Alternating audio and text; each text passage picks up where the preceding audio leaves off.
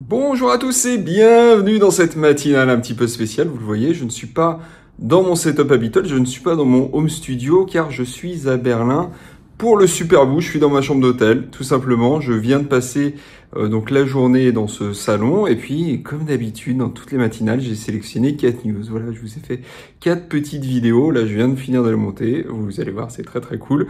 Donc, écoutez, on va y aller du coup. C'est parti. Donc voilà, premier jour du Super Boost et évidemment je ne pouvais pas aller ailleurs que chez Arturia pour aller voir Julien qui me montre donc la nouveauté du salon, on peut le dire, le Polybrut 12 qui est juste là. Donc comment ça va Julien? Ça va bien et toi? Est-ce que tu veux nous montrer du coup cette jolie bête? Ouais, carrément. Donc ça c'est le Polybrut 12, c'est notre nouveau produit de la gamme Brut. Donc, le Polybrut 12 c'est on peut dire le grand frère de Polybrut 6. Donc qu'est-ce qu'il caractérise pardon. Donc le Polybrut 12, il va garder la même architecture de voix du Polybrut 6, sauf qu'il en a 12. Donc il va avoir un premier oscillateur avec un métallizer, de la synchro et un vaisseau 2 avec un sub-osc, de la FM, deux filtres, des enveloppes, des LFO, une matrice de modulation qui va permettre de patcher et de moduler à peu près tous les paramètres du synthé comme on veut pour faire du sound design très expressif et très avancé. On a une section FT qui est digitale. On a aussi mis très en avant du coup l'expressivité, donc qui va avoir lieu grâce à ce ribbon controller qui va nous permettre de faire du glide sur des paramètres que l'on veut qu'on assigne sur la matrice de modulation. On a un axe XYZ qui va utiliser le morph que je vais vous expliquer juste après et qui peut donc en X, en Y et en Z, donc avec la profondeur. Le morph, qu'est-ce que c'est? En fait, chaque patch, il a un état A qui est en set de paramètres comme on l'a patché comme on veut, avec des paramètres qu'on a assignés à l'endroit où on veut. Un B qui va être un autre set de paramètres. Et quand on switch de A à B avec ce knob morph, en fait, ça ne va pas faire un crossfade classique, ça va faire un morph continu de paramètres. Donc c'est très intéressant pour faire du sound design évolutif, par exemple. Donc je vais partir d'un init pour vous montrer des choses et qu'on entende facilement. Je vais préparer ça. Donc le Polybrut 12, il a 12 voix, c'est pour ça qu'on a cette grande cheminée, on va dire, parce qu'il n'y a pas de ventilation avec des ventilateurs, donc ça ne fait pas de bruit. Et la grande nouveauté, c'est qu'il va avoir ce clavier Full Touch MPE. Je vais l'aborder juste après, je reviens sur le 12 voix. Qu'est-ce qui va nous permettre le 12 voix? C'est par exemple, c'est que je vais pouvoir déjà jouer énormément de notes en même temps. Surtout si j'ai des longs releases sur mes VCA.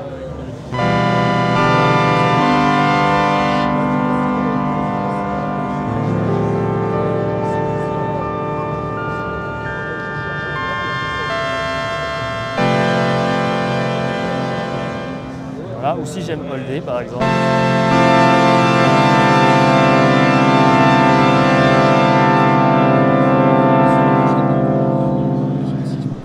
C'est très pratique. Une autre utilisation très puissante de ces 12 voix, ça va être de pouvoir utiliser l'unisson, parce que forcément on a plus de voix. Donc si par exemple je vais setup les voix d'unisson pour avoir 12 voix d'unisson sur chaque note, et après ça va répartir les notes en fonction du nombre, ça va répartir le nombre de voix en fonction du nombre de notes que je joue. Si je mets beaucoup de détuning pour l'entendre plus fortement, on va entendre un énorme unisson.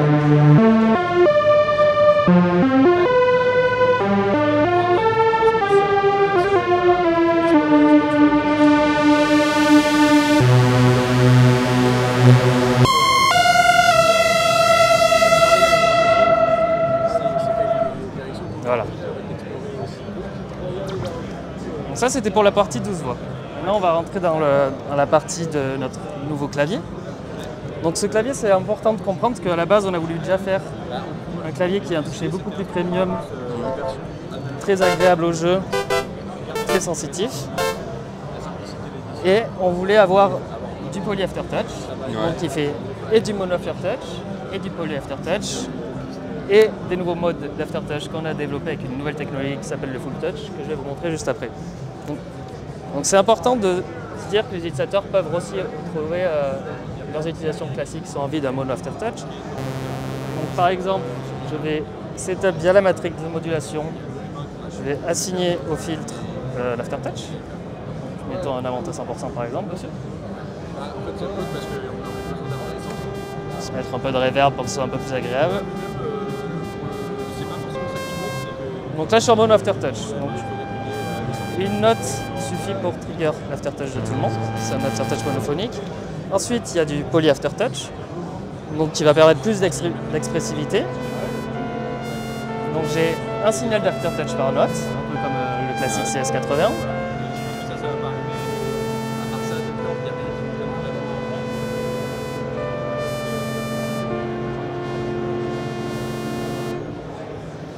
Et maintenant on a ici un menu qui s'appelle Alt pour Alternative Aftertouch Mode et qui va vraiment faire le plein potentiel de notre technologie Full Touch.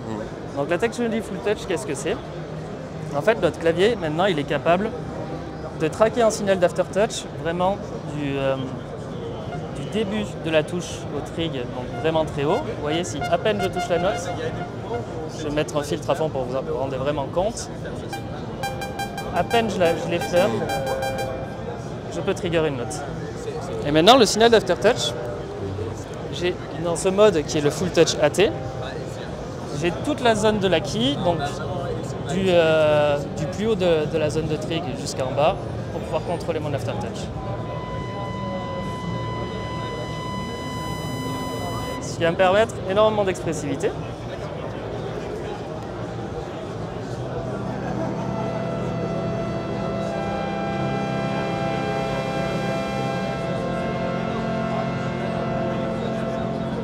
Vraiment, je peux aller très très doucement si je reste dans les hauts des notes. Je vais monter un peu le volume. Je peux vraiment jouer un accord très fermé à gauche et aller ouvrir des notes par-dessus.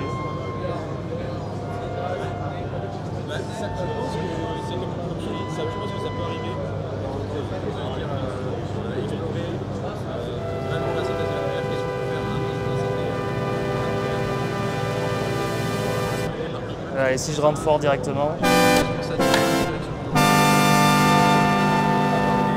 on voit quelque chose de très spécifique.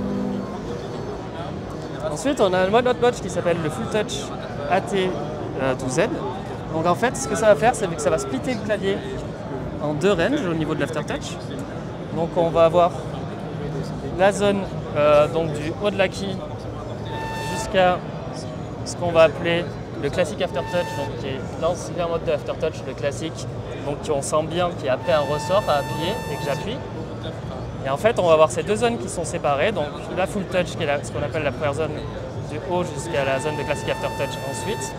Et ce signal séparé va nous permettre de contrôler des paramètres indépendamment. Par exemple, ici, j'ai donc mon filtre qui est sur la zone full touch, de haut jusqu'au début de la zone de classique aftertouch. Et par exemple, on pourrait se mettre, pour que vous puissiez entendre facilement, on va se mettre du pitch par exemple.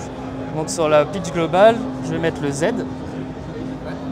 et je vais mettre un peu de detuning, pas trop, comme ça. Et maintenant ce qui va se passer, c'est que je vais contrôler mon filtre du haut du clavier jusqu'à la zone de classique aftertouch, et si j'appuie après le ressort, je vais commencer à avoir du detune, qui est bien sûr un polyphonique. Je vais un tout petit peu l'augmenter pour que ça soit plus obvious.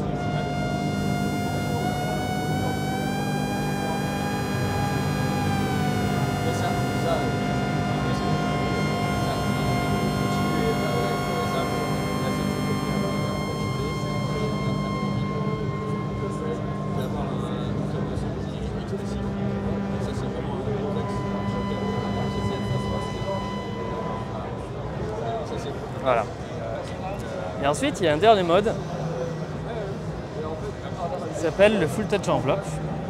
Et en fait, on s'est rendu compte souvent pendant le développement qu'on aimait souvent mapper l'aftertouch avec ce mode Full Touch sur le filtre et le VCA. On s'est dit, on va faire un mode qui le hardwire directement au VCF, au VCA pour qu'il y ait une prise en main très rapide du filtre et du VCA. Et on va changer le comportement des enveloppes. Donc ça ne se comporte plus comme des enveloppes classiques.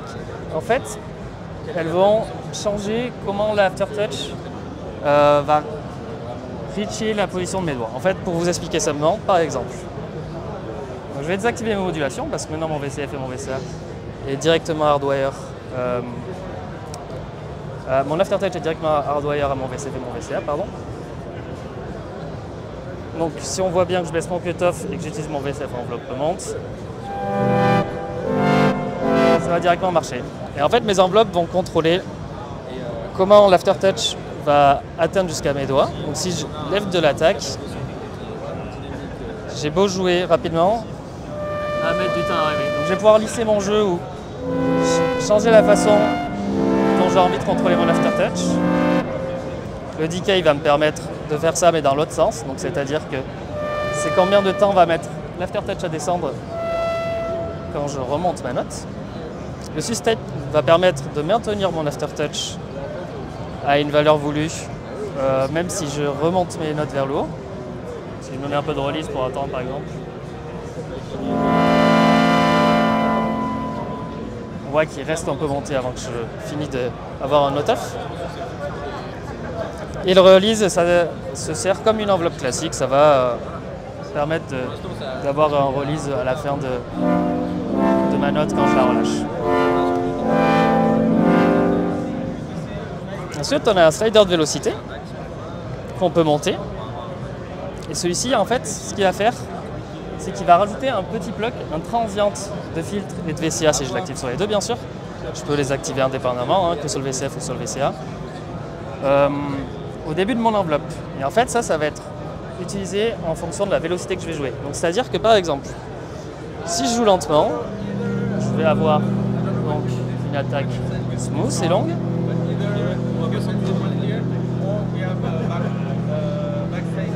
Par contre, si je vais mettre des impulsions rapides, je vais avoir des petits plucks. Je vais mettre un peu de release. Alors que si je joue lentement,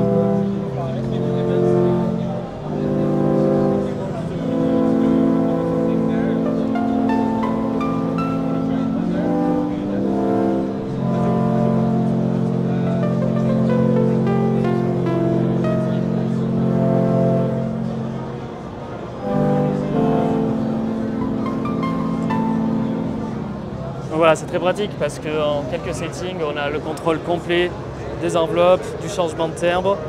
Et bien sûr, après, on peut toujours assigner ce qu'on veut via la matrice de modulation sur les façons dont on joue sur le clavier. Par exemple, ici, la zone full touch va être gérée via la ligne VCF env. Et donc la zone de classic aftertouch de fond après le ressort va être gérée par la ligne aftertouch. Donc on peut quand même assigner n'importe quel son design de ces zones comme on veut. La dernière chose sur ce mode qui est très intéressante, c'est que quand on utilise l'arpégiateur, ce qui va se passer, c'est qu'on va retrouver des enveloppes normales. On va se mettre un truc un peu sharp pour bien entendre. On va se mettre un peu de tempo.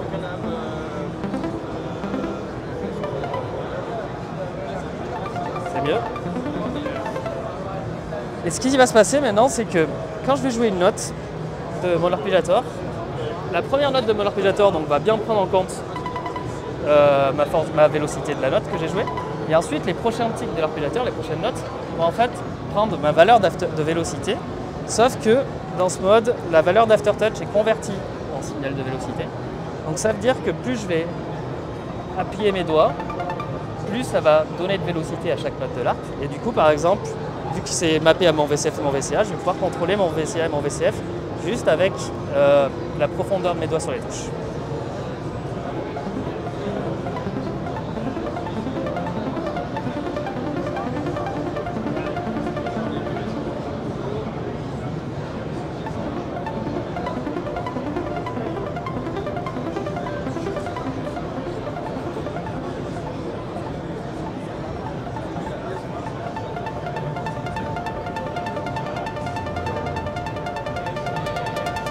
Voilà, c'est très intéressant. Ça permet d'avoir vraiment plein d'options d'expressivité, ça développe vraiment plein de nouveaux horizons pour faire du son design ou juste du jeu. Maintenant que je vous ai montré tout ça à partir d'un init, je vais vous montrer des patchs qui ont été designés pour vous montrer un peu le plein de potentiel quand il y a des patchs qui ont été designés pour ça. Par exemple, donc là on va être en mode full touch, donc c'est toute la zone du clavier qui est utilisée pour faire de la modulation via la matrice de modulation.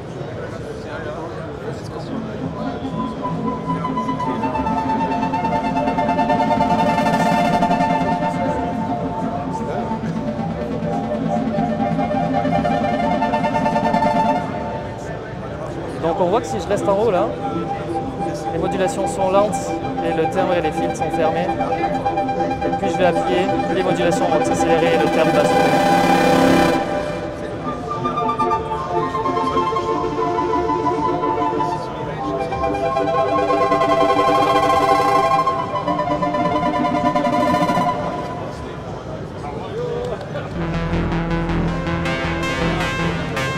Pareil comme un arpégiateur, c'est des choses qui se passent sur Aftertouch.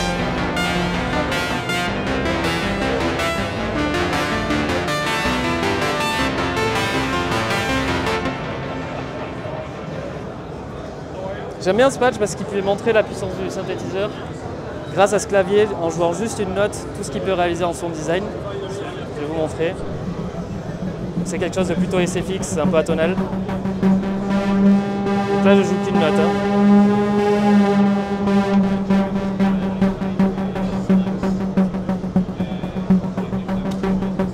Je joue quelque chose de plus bas. Là je vais morpher du patch A vers le B tout en jouant de l'aftertouch avec la technologie full touch.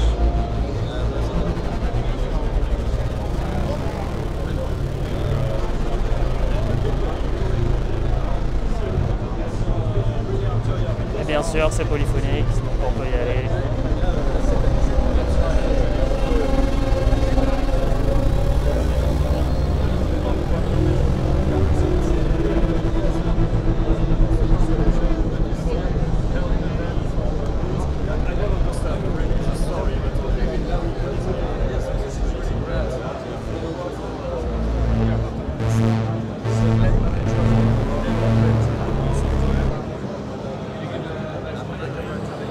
Voilà, donc on va avoir d'autres presets qui vont utiliser donc le mode Full Touch plus Z, donc des modulations sur la zone d'Aftertouch normale et d'autres modulations sur la zone de classique Aftertouch, donc après le ressort.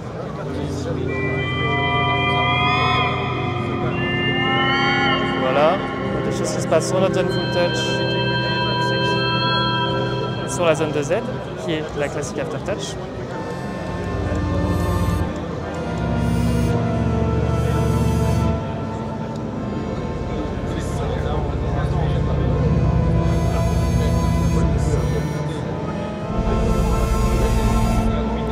Je fais un peu des fausses notes, je suis plus son designer que claviériste quand je fais du son.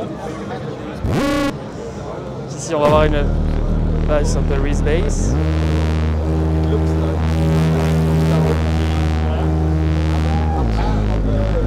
On voit qu'il y a quelque chose qui se passe tout le long. Et quand j'appuie sur le Z, donc là il y a le mouvement qui s'accélère. Quand j'appuie sur le Z, il y a de la disco et de la reverb, donc c'est facile.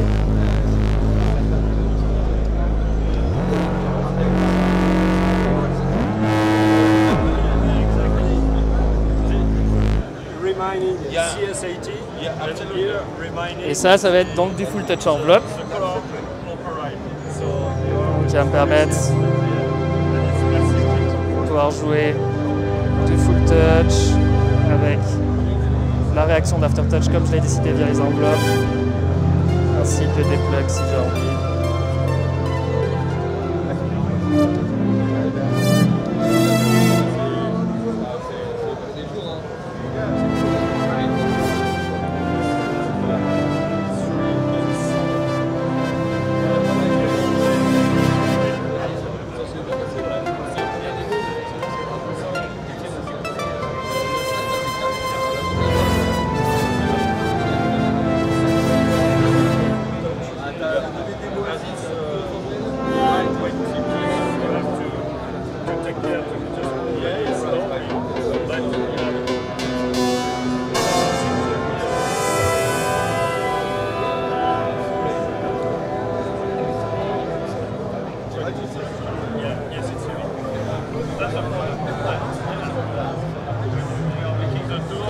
Et voilà, ici on a des choses plus en séquence avec l'arpégiateur, l'enveloppe touch, donc l'aftertouch qui va se transformer en vélocité, qui donc va contrôler mon VCF et mon VCF.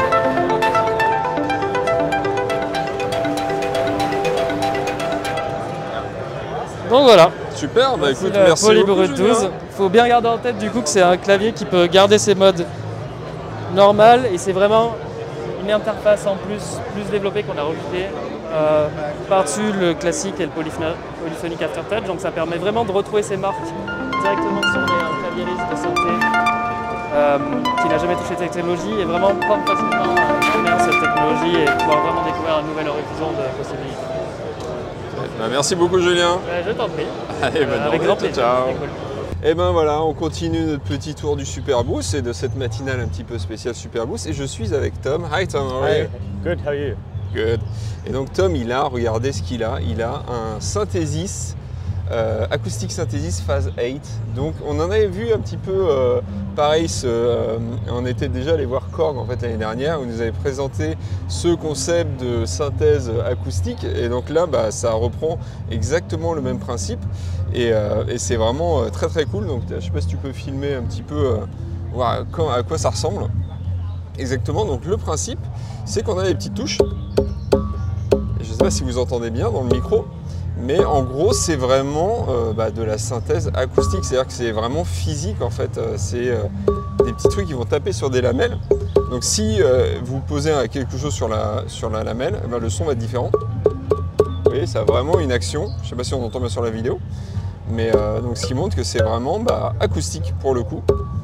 Donc là, on a des touches qui peuvent à la fois jouer, vous voyez, à chaque fois que je joue une note. Donc là, vous voyez, elles ont des sons différents parce que en fait, les lamelles sont différentes aussi. Donc on peut régler du coup une sorte d'enveloppe ADSR ici avec les pointards Time, ici, sachant qu'il y a 3 modes différents. Donc il y a un mode pour avoir des sons plus percussifs, on va dire. Et là, je mets au minimum, j'ai vraiment une attaque très juste l'attaque. Si je rallonge un petit peu, on a un peu plus de résonance, de release, de decay.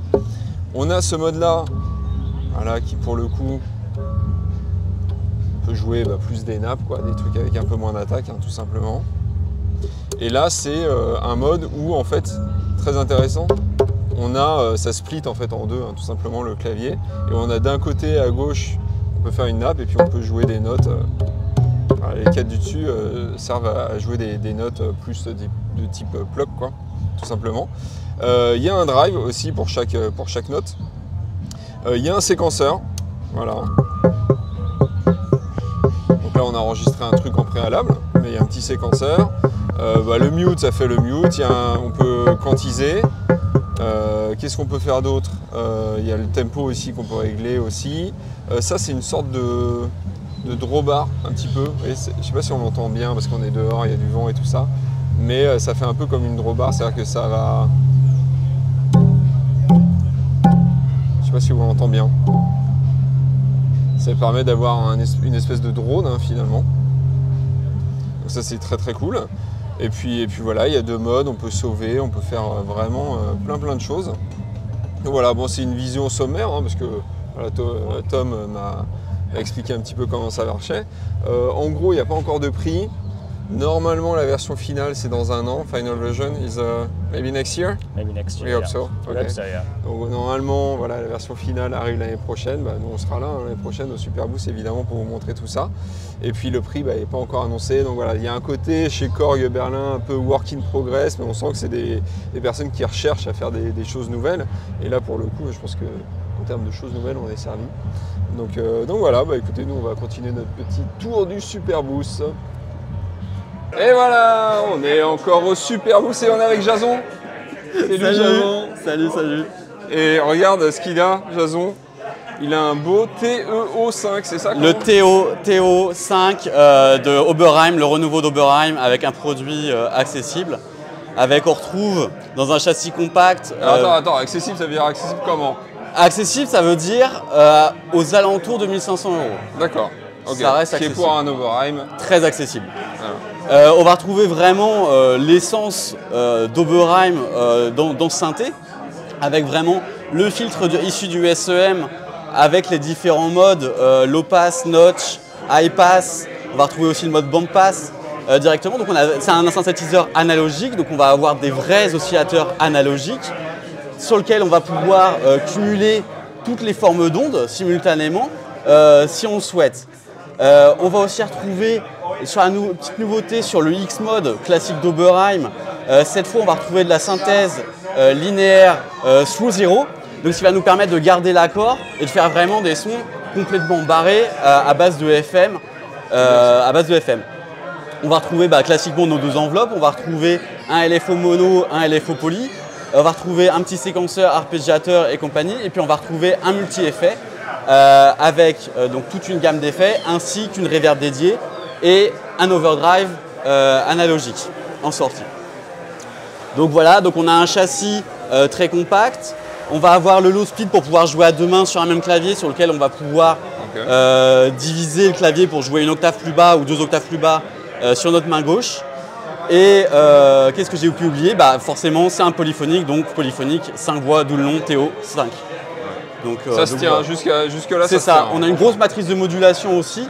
Avec de mémoire, on va avoir 19 slots et avec un grand nombre de sources et également même de l'audio out par exemple qu'on peut récupérer et un grand nombre de destinations sur à peu près tous les paramètres du synthé dont les effets et d'autres. Ouais, c'est top ça, on fait un peu de musique ou pas? Allez, si tu veux faire un peu de son.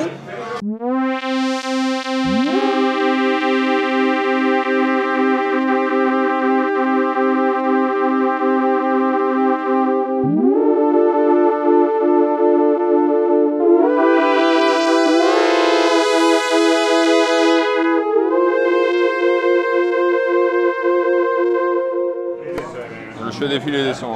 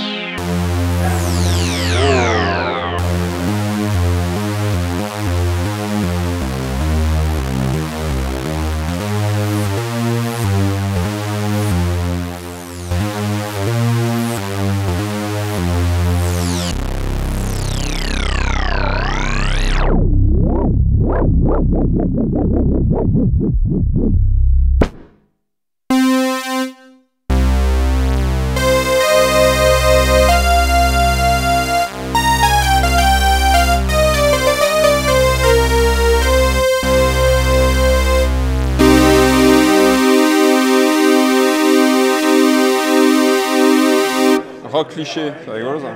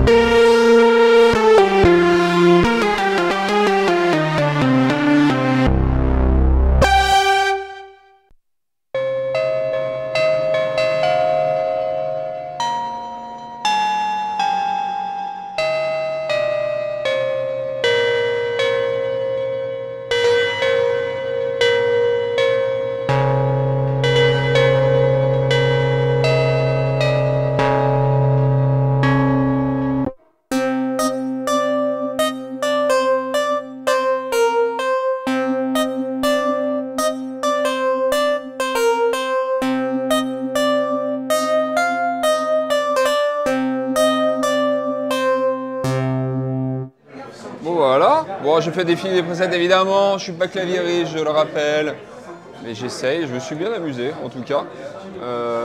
Et il est disponible quand? Il sera disponible normalement au mois, si je dis pas de bêtises, mois d'août.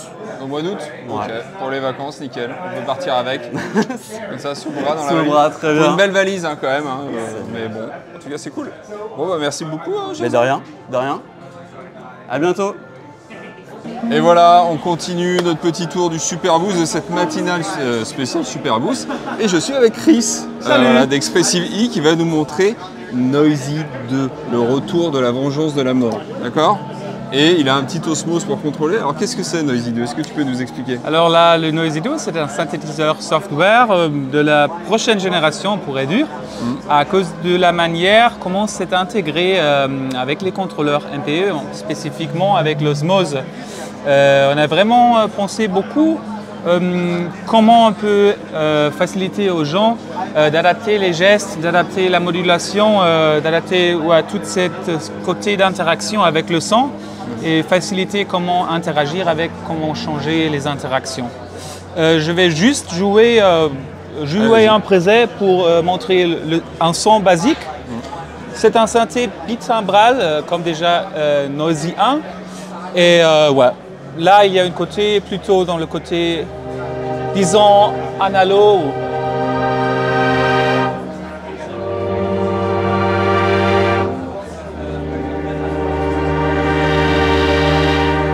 Et comme toujours, avec les MPE, bien sûr, tu as cette indépendance.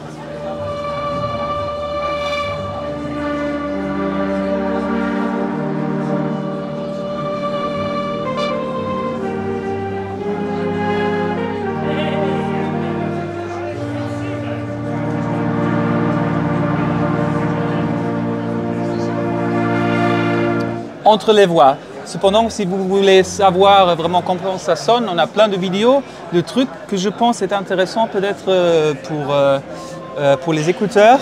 Aujourd'hui, en général, c'est vraiment comment ça s'organise avec les gestes. Ouais, parce que là, on a un truc qui s'appelle le Expression Control. C'est un bloc qui existe là, qui existe aussi sur le deuxième layer et qui existe aussi sur la page FX. Le truc qui est intéressant, que pour l'instant je vais bypasser les effets pour qu'on a juste ce layer là. On a